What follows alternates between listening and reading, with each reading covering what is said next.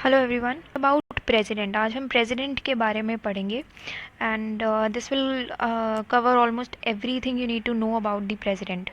Alright, so let's start the lecture. सबसे पहले मैं आपको बता दूं कि प्रेसिडेंट में क्या क्या चीज़ें कवर होंगी आज के हमारे लेक्चर में। सबसे पहले तो यूनियन एग्जीक्यूटिव के इंट्रोडक्शन, उसके बाद the election of the president, oath and affirmation by the president, term of president's office, impeachment, vacancy in president's office, then powers of the president और हर तरीके की पावर, देन veto power of the president, ordinance making power of the president, pardoning power of the president, constitutional position of the president. So let's start the lecture. सबसे पहले जो president है वो यूनियन एग्जीक्यूटिव में आता है। यूनियन एग्जीक्यूटिव क्या होता है? यूनियन एग्जीक्यूटिव में union executive consist of president, vice president, prime minister, council of ministers and the attorney general of India. तो union executive basically president, vice president, prime minister, council of ministers and attorney general of India, ये सबसे जो है union executive बनता है।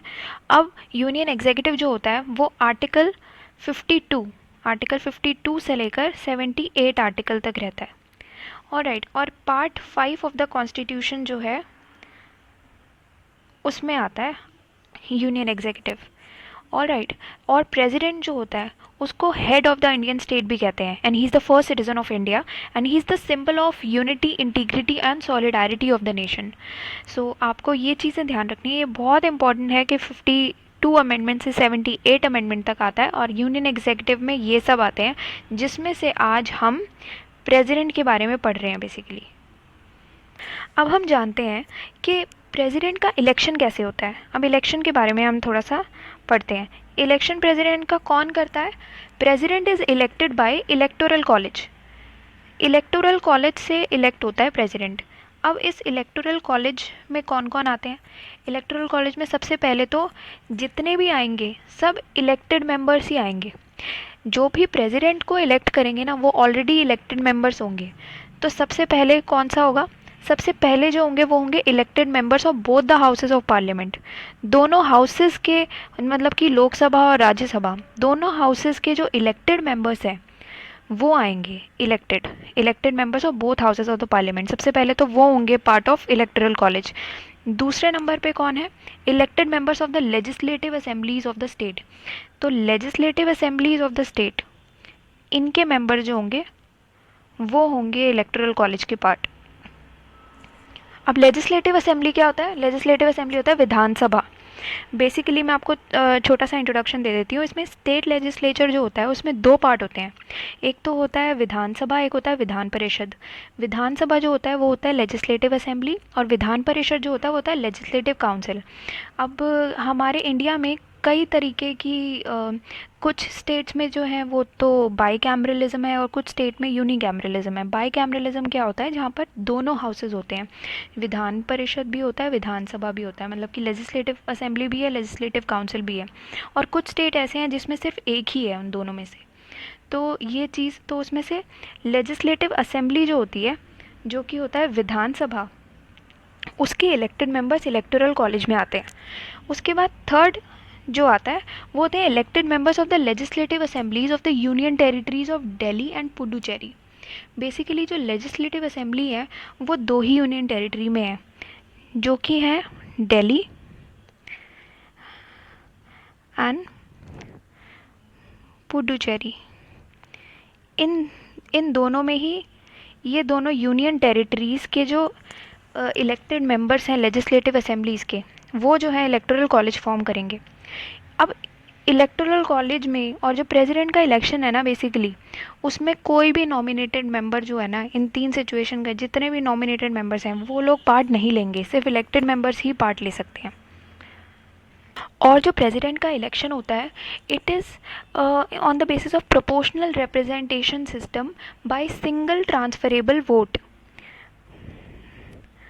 Proportional representation system, ये हमारी 12th class की बुक में भी है। Proportional representation system by single transferable vote. अच्छा, ये जो होता है बेसिकली, मैं आपको थोड़ा सा इसका भी इंट्रोडक्शन दे देती हूँ। दो तरीके के वोटिंग सिस्टम होते हैं। एक तो होता है FPTP, first pass the post system, और दूसरा होता है proportional representation system. First pass the post system में क्या होता है कि जिसमें जो भी कैंडिडेट के सबसे ज़्यादा वोट हो गए वो कैंडिडेट जीत जाएगा। पर proportional representation system by single transferable vote, इसमें ऐसा नहीं होता। अब इस वाले सिस्टम में जो होता है वो ये होता है कि मान लो कि एक कुछ कैंडिडेट्स जो हैं वो खड़े हुए हैं इलेक्शन में, और लोग जो हैं वो अपनी प्रेफरेंसेस बताते हैं कैंडिडेट्स के लिए, जिससे कि वोट्स जो हैं वेस्ट ना हो। मान लीजिए कि एक एक किसी पर्सन ने एक कैंडिडेट को वोट दिया है और उसका दूसरा प्रेफरेंस जो है वो दूसरा कैंडिडेट को दे दिया है, पर ज़्यादा वोट्स जो हैं वो एक कैंडिडेट के आ गए हैं, और जो सेकंड नंबर पे कैंडिडेट रह गया फिर उसके वोट जो हैं वो आगे वाले कैंडिडेट को ट्रांसफ़र हो जाएंगे, जो उसकी सेकंड प्रेफरेंस होगी जो पर्सन की। तो वो इस बेसिस पे proportional representation system basically preferential voting पे चलता है। प्रेफरेंस आप किसको देते हो।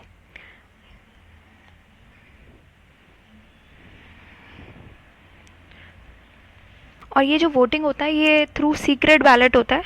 और इस पूरे जो वोटिंग सिस्टम जो है ये, इसको हम प्रेफरेंशियल या फिर ऑल्टरनेटिव वोटिंग सिस्टम भी कहते हैं। प्रेफरेंशियल या फिर ऑल्टरनेटिव वोटिंग सिस्टम भी इसको कहते हैं। ठीक है। अब नेक्स्ट हम आते हैं कि ओथ ओथ के बारे में हम बात करेंगे कि प्रेसिडेंट की ओथ में क्या है कि the oath of office to the president is administered by the chief justice of India.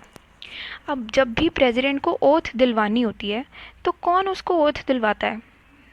तो जो चीफ जस्टिस ऑफ इंडिया होगा, सीजीआई, जो चीफ जस्टिस ऑफ इंडिया होंगे हमारे, वो जो है प्रेसिडेंट ऑफ इंडिया को ओथ दिलवाएंगे।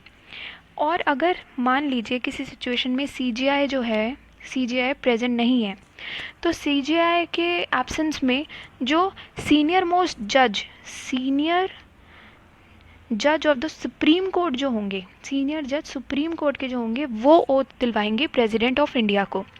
All right. अब नेक्स्ट हम बात करेंगे कि जो प्रेसिडेंट की टर्म के बारे में हम बात करेंगे कि कितने टर्म के लिए प्रेसिडेंट जो है वो रहते हैं। बेसिकली 5 साल के लिए, 5 इयर्स के लिए प्रेसिडेंट जो है वो ऑफिस में रहते हैं। और मान लीजिए किसी रीज़न की वजह से प्रेसिडेंट ने रिज़ाइन कर दिया, तो जो रेजिग्नेशन लेटर होगा, जो रेजिग्नेशन लेटर होगा प्रेसिडेंट का, वो वाइस प्रेसिडेंट को एड्रेस्ड होगा। वाइस प्रेसिडेंट को वो एड्रेस करेंगे प्रेसिडेंट। और जो प्रेसिडेंट है वो सिर्फ इम्पीचमेंट के थ्रू ही रिमूव हो सकते हैं, और किसी प्रोसेस के अलावा आप रिमूव नहीं कर सकते प्रेसिडेंट को। तो प्रेसिडेंट का रिमूवल बेसिकली इम्पीचमेंट के थ्रू ही सिर्फ पॉसिबल हो सकता है।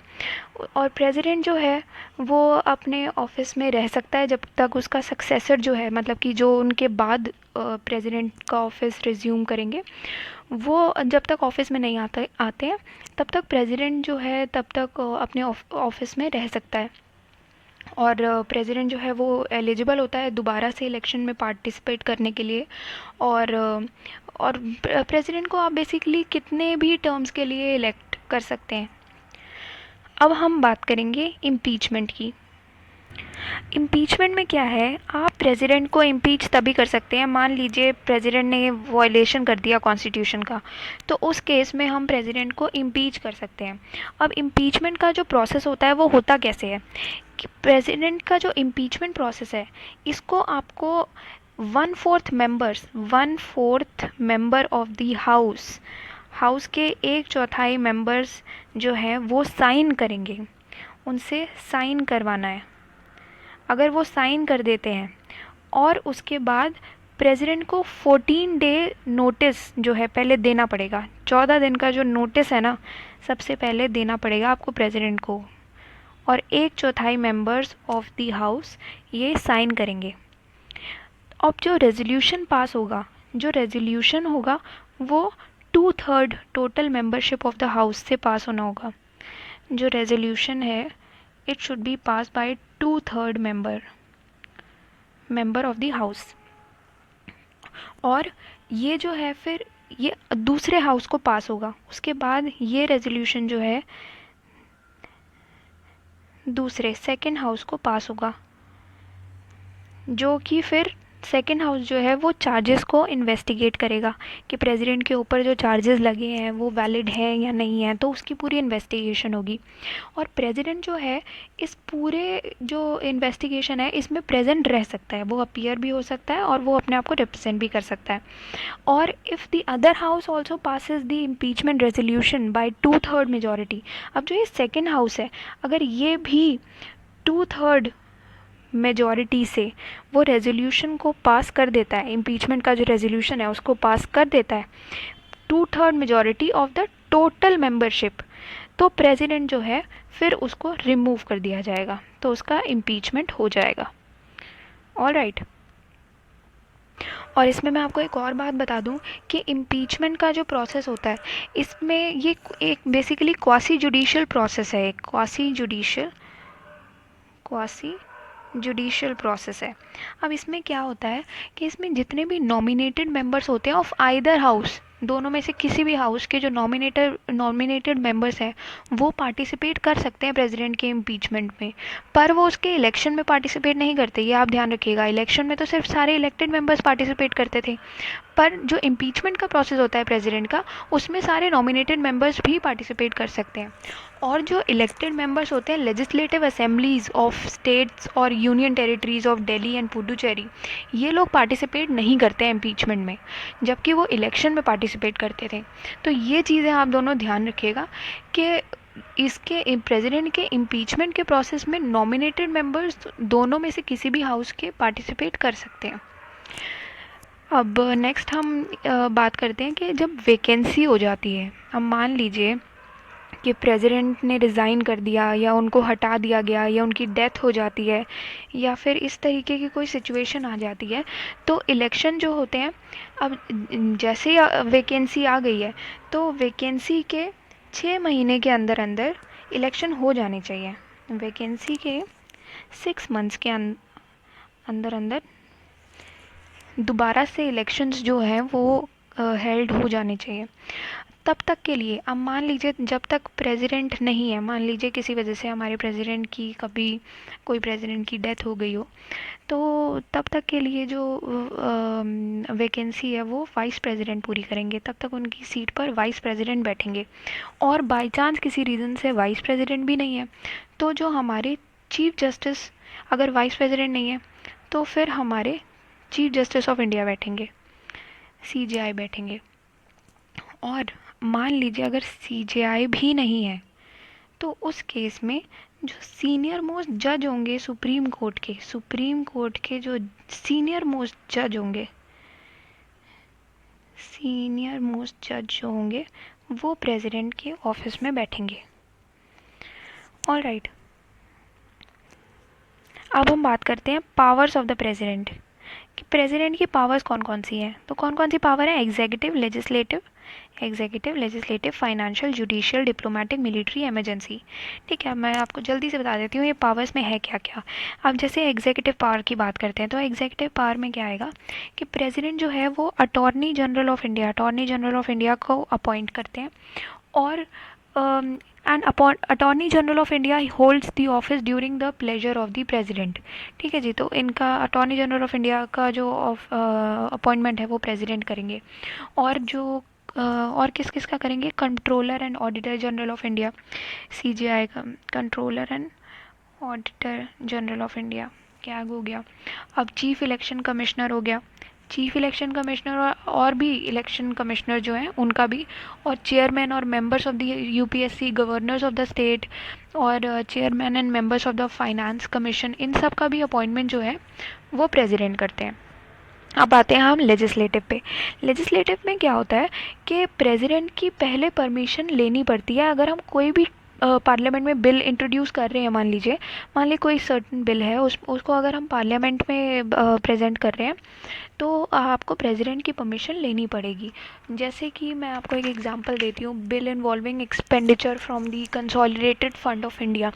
अगर कंसोलिडेटेड फंड ऑफ इंडिया से आपको कुछ एक्सपेंडिचर करना है तो उसके लिए बिल है मान लीजिए कोई, तो वो जो है वो पहले प्रेसिडेंट के पास आएगा। कंसोलिडेटेड फंड क्या होता है? कंसोलिडेटेड फंड ऑफ इंडिया के लिए मैं आपको एक दूसरी वीडियो में बताऊंगी, consolidated fund of India and contingency fund of India.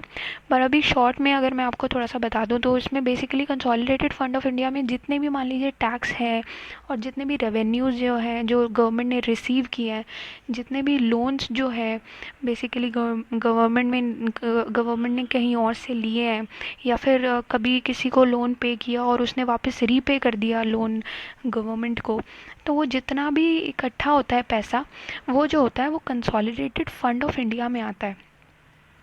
तो and no money out of this fund can be appropriated except with parliamentary law. Parliamentary law के बिना ये जो फंड है इसको आप कहीं भी खर्च नहीं कर सकते हैं। और तो ये हमारा लेजिस्लेटिव पावर में आता है। उसके बाद फाइनेंशियल पावर आ जाती है। फाइनेंशियल पावर में क्या आता है कि पार्लियामेंट जो है वो जो प्रेसिडेंट है वो कंटिजेंसी फंड ऑफ इंडिया से एडवांसेस दे सकता है to meet any unforeseen expenditure. अब बेसिकली कंटिजेंसी फंड क्या होता है ये भी मैं आपको शॉर्ट में बता देती हूँ। मान लीजिए कोई भी प्रॉब्लम आ गई है, कोई भी नेचुरल डिज़ास्टर है, या फटाफट से पैसे चाहिए, जल्दी से फंड्स चाहिए, तो प्रेसिडेंट की परमिशन के बिना नहीं हो सकता है। प्रेसिडेंट जो है वो परमिशन देगा कंटिजेंसी फंड से पैसे देने के लिए। तो बेसिकली कंटिजेंसी फंड ये होता है। And amount which that amount determined by law are paid from time to time। And parliament ने इनैक्ट किया था कंटिजेंसी फंड ऑफ इंडिया को 1950 में। और president can make advances out of it to meet unforeseen expenditure and fund is basically held by, ये जो contingency fund होता है it is held by finance secretary on behalf of the president and it is operated by executive action. तो basically finance secretary जो होता है ना, finance secretary ये होल्ड करता है प्रेसिडेंट के बिहाफ पर ये कंटिजेंसी फंड ऑफ इंडिया। तो बेसिकली आप ये दोनों चीज़ें मैं आपको और अच्छे से एक्सप्लेन कर दूंगी, consolidated fund of India and contingency fund of India, but short में अभी आप ये समझ लीजिए। और एक और बात है फाइनेंशियल पावर में कि जो मनी बिल होते हैं वो बिना पार्लियामेंट के परमिशन के लिए मनी बिल जो है बिना प्रेसिडेंट की परमिशन के लिए पार्लियामेंट में इंट्रोड्यूस नहीं हो सकते हैं। Money bill can be introduce in the parliament only with president's prior permission recommendation.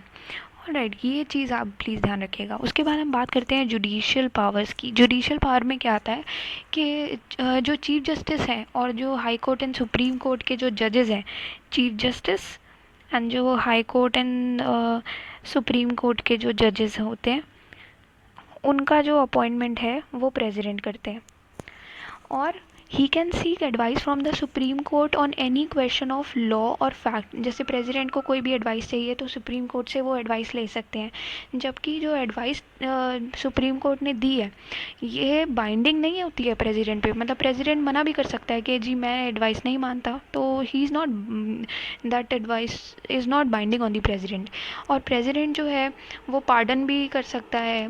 Basically pardon का भी मैं आपको बता दूंगी एक अच्छे से लेक्चर, अपने यही लेक्चर में, कि कुछ पार्डन के भी अलग अलग टाइप्स होते हैं, तो वो कर सकते हैं, प्रेसिडेंट के पास इतनी पावर होती है।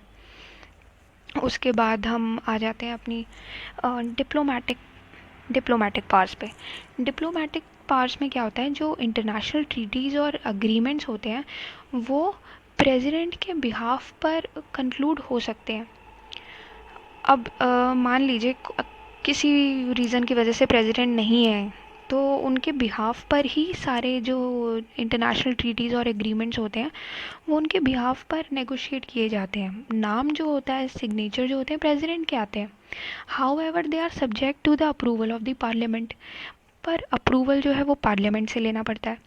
अब जो प्रेसिडेंट होता है वही इंडिया को रिप्रेजेंट करता है in international forums and affairs and sends and receives diplomats like ambassadors, high commissioners वगैरह। Next will talk about military powers of the president. अब जो प्रेसिडेंट होता है वो सुप्रीम कमांडर होता है सारे डिफेंस फोर्सेस का। इंडिया की जितनी भी डिफेंस फोर्सेस हैं उनका जो सुप्रीम कमांडर है, सुप्रीम कमांडर वो जो होता है वो होते हैं हमारे प्रेसिडेंट। All right. और जो प्रेसिडेंट होते हैं वो आर्मी के, नेवी के और एयरफोर्स के जितने भी चीफ्स होते हैं उनको प्रेसिडेंट अपॉइंट करते हैं। और ही कैन डिक्लेयर वॉर और conclude peace subject to the approval of the parliament. Parliament ही अप्रूव करेगा, पर प्रेसिडेंट जो है वो वॉर या फिर पीस वगैरह डिक्लेयर कर सकते हैं।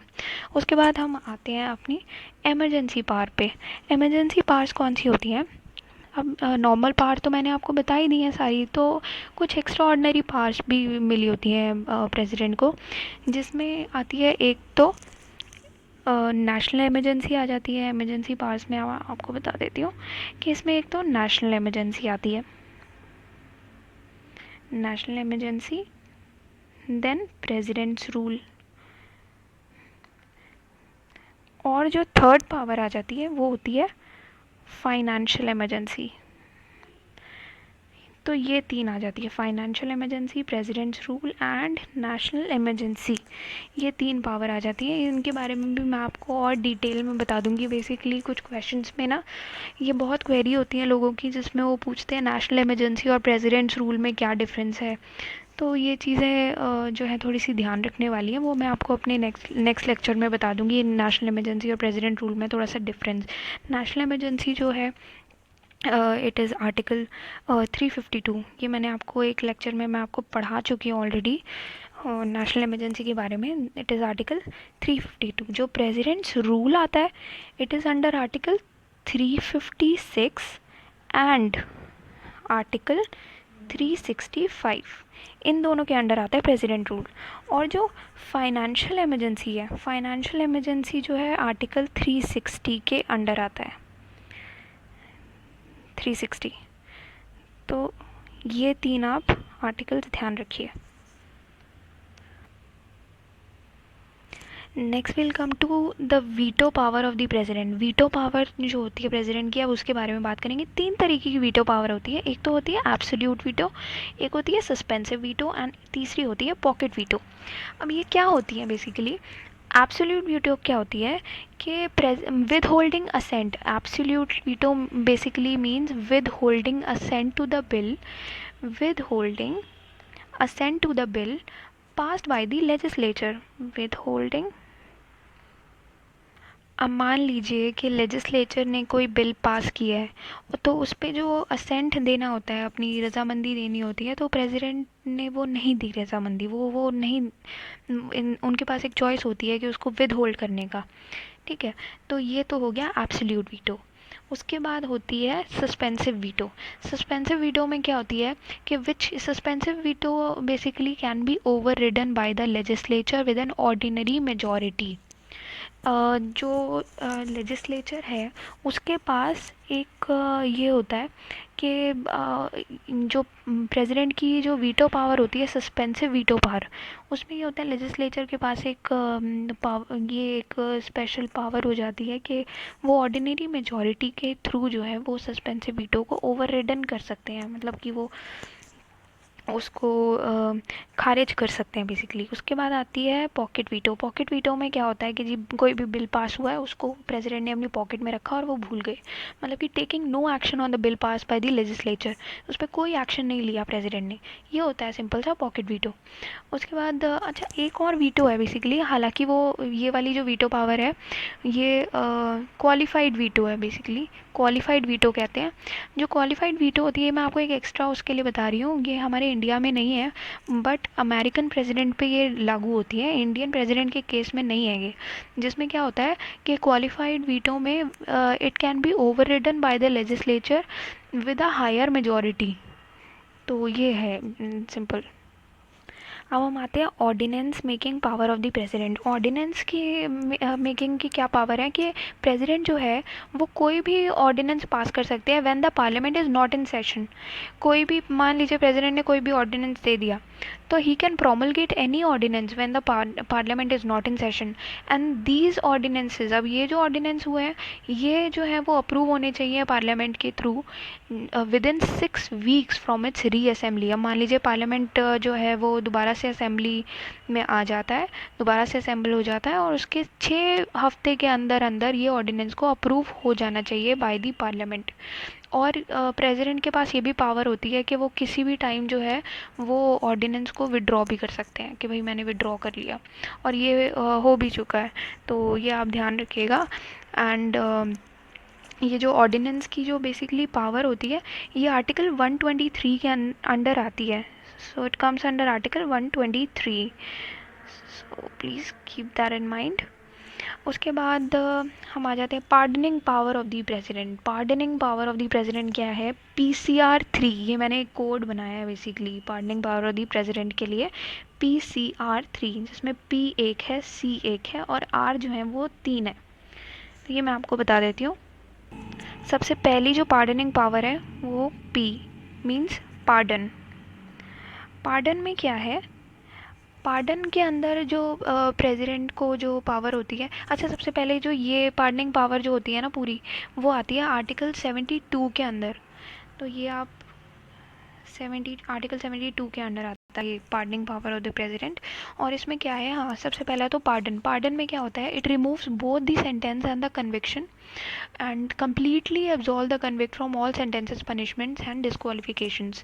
बेसिकली पूरी की पूरी सज़ा ही जो होती है ना कन्विक्ट की पूरी सज़ा को ख़त्म कर देना, ये होता है pardoning power of the president, pardon. उसके बाद आता है commutation. C stands for commutation. Commutation में क्या होता है? Commutation denotes the substitution of one form of punishment for a lighter form. मान लीजिए किसी को डेथ सेंटेंस मिला हुआ है, तो ये तो बहुत ही ज़्यादा बड़ी पनिशमेंट हो गई, तो डेथ सेंटेंस को कम करके मान लीजिए उम्र कैद की सज़ा दे दी। तो इस तरीके से हो सकता है कि थोड़ी सी कम सज़ा दे दी डेथ सेंटेंस को ख़त्म करके, तो उसको होता है एक सज़ा को, बड़ी सज़ा को छोटे लाइटर फॉर्म में चेंज करना, कम्यूट कर देना सिंपल इम्प्रिजनमेंट में। तो इसको ये होता है कम्यूटेशन। अब होता है R3। R3 में 3 आर है। R3 में 3 आर हो गए। तो सबसे पहले आ गया रेमिशन। रेमिशन इसमें क्या होता है? रेमिशन में basically रेमिशन implies reducing the period of sentence without changing it's character. अब मान लीजिए इस उम्र कैद की सज़ा दी है तो उसको कम करके थोड़ा, जैसे मान लीजिए 5-6 साल की सज़ा दे दी, तो बेसिकली कैरेक्टर तो सेम ही रहा, बस उसकी सज़ा का जो टाइम पीरियड है वो थोड़ा सा कम कर लिया। मान लीजिए sentence of rigorous imprisonment for 2 years may be remitted to rigorous punishment for 1 year। 2 साल की 1 साल कर दी। तो ये होता है रेमिशन में। अब जो नेक्स्ट आता है, नेक्स्ट आ गया रिस्पाइट। रिस्पाइट में क्या होता है? Respite denotes awarding a lesser sentence in place of one originally awarded due to some special fact. मान लीजिए कि एक सेंटेंस ऑलरेडी दिया गया है किसी पर्सन को, अब उसको कम करके थोड़ा सा कम लाइटर सेंटेंस बेसिकली उसको दे दिया, जैसे कि किसी स्पेशल फैक्ट के चलते, मान लीजिए कोई डिसेबल्ड पर्सन है, फिजिकली डिसेबिलिटी है, या फिर कोई वुमेन जो है वो प्रेग्नेंट है, तो इन केसेस में बेसिकली लेसर सेंटेंस उसको दे दिया जाता है। अब नेक्स्ट जो आता है आर, वो होता है रिप्रीव। रिप्रीव में क्या होता है? Basically reprieve implies a stay of the execution of a sentence specially that of death for a temporary period. अब मान लीजिए किसी को डेथ सेंटेंस मिला हुआ है पर उस पर स्टे ऑर्डर लगा दिया गया है, स्टे लगा दिया गया है कुछ टाइम के लिए, कि भाई आपने उस ओफेंडर को जो है वो थोड़ी सी मोहलत दे दी है कि आप अगर पार्डन लेना चाहें प्रेसिडेंट से या फिर कम्यूटेशन मांगना चाहें प्रेसिडेंट से, तो आपको थोड़ा सा टाइम दे रहे हैं हम कि आप पार्डन या कम्यूटेशन ले लीजिए प्रेसिडेंट से, तो उस केस में जो है वो उसको रिप्रीव कहते हैं, कि उस केस में जो है जो डेथ सेंटेंस है उस पर स्टे लगा दिया जाता है एक टेम्परेरी पीरियड के लिए। अच्छा, एक और मैं आपको इसमें बात बता देती हूँ। ये जो पार्डनिंग पावर होती है प्रेसिडेंट की, अब सिर्फ प्रेसिडेंट के पास ही नहीं होती है पार्डनिंग पावर। आर्टिकल 161 है, आर्टिकल 161 के अंडर जो है पार्डनिंग जो पावर होती है, पार्डनिंग पावर गवर्नर के पास भी होती है। गवर्नर भी पार्डन कर सकता है, गवर्नर के पास भी ये पावर होती है पार्डन्स की, रिप्रीव्स की, रिस्पाइट्स की, रेमिशंस ऑफ पनिशमेंट और suspend, remit and commute the sentence of any person convicted of any offence against the state law. तो पावर जो होती है वो प्रेसिडेंट और गवर्नर के पास, दोनों के पास होती है। पर गवर्नर और प्रेसिडेंट की पावर में दो डिफरेंस हैं बस, कि प्रेसिडेंट जो होता है सिर्फ उसी के पास इतनी पावर होती है कि वो कोर्ट मार्शल कर सके। गवर्नर जो है वो कोर्ट मार्शल नहीं कर सकता, सिर्फ प्रेसिडेंट ही कोर्ट मार्शल कर सकता है। तो कोर्ट मार्शल की पावर सिर्फ प्रेसिडेंट के पास होती है। और दूसरी चीज़, जो डेथ सेंटेंस को पार्डन करने वाली जो पावर होती है वो भी सिर्फ प्रेसिडेंट के पास होती है, गवर्नर के पास वो पावर नहीं होती। तो जो डेथ सेंटेंस की पावर है उसको पार्डन करने की पावर भी सिर्फ प्रेसिडेंट के पास होती है। तो ये दो चीज़ों में जो है गवर्नर और प्रेसिडेंट की पावर में डिफरेंस है। अब मान लीजिए, अच्छा ये भी हो सकता है कि मान लीजिए एक स्टेट है कोई, तो स्टेट लॉ जो है उसने डेथ सेंटेंस दिया है किसी पर्सन को, तो जो पार्डन करने की जो पावर है वो उस केस में भी गवर्नर के पास नहीं होगी, वहाँ के स्टेट गवर्नर के पास नहीं होगी, वो फिर भी प्रेसिडेंट के पास ही रहेगी। तो बेसिकली पूरा जो डेथ सेंटेंस का पावर है पार्डन करने का वो सिर्फ प्रेसिडेंट के पास है, जबकि गवर्नर जो है ही कैन सस्पेंड, रेमिट और कम्यूट अ डेथ सेंटेंस। तो basically governor and president both have concurrent power in respect of suspension, remission and commutation of death sentence. तो please keep that in mind. अब last हमारा ये है constitutional position of the president. अब हमारा जो constitution of India है उसने हमें parliamentary form of government provide किया है। अब हमारे यहाँ पर पार्लियामेंट्री फॉर्म ऑफ गवर्नमेंट है, parliamentary form of government. Alright, तो इसलिए हमारा जो प्रेसिडेंट है वहाँ पर उनको एक नॉमिनल एग्जीक्यूटिव ही है। प्रेसिडेंट जो है हमारे यहाँ, जो प्रेसिडेंट है he is only the nominal executive, nominal executive. जो मेन जो रियल एग्जीक्यूटिव है वो जो है वो काउंसिल ऑफ मिनिस्टर्स और प्राइम मिनिस्टर है। Basically council of ministers headed by the prime minister. जो रियल एग्जीक्यूटिव होते हैं, रियल एग्जीक्यूटिव, ये भी हम इनके बारे में भी पढ़ेंगे। रियल एग्जीक्यूटिव जो है वो council of ministers headed by the prime minister, ये होता है रियल एग्जीक्यूटिव। तो basically president has to exercise his powers and functions with the aid and advice of the council of ministers and headed by the prime minister. तो basically president को जितने भी जो powers और फंक्शंस वो exercise करते हैं वो काउंसिल ऑफ मिनिस्टर्स की एडवाइस पे करते हैं, which is headed by the prime minister.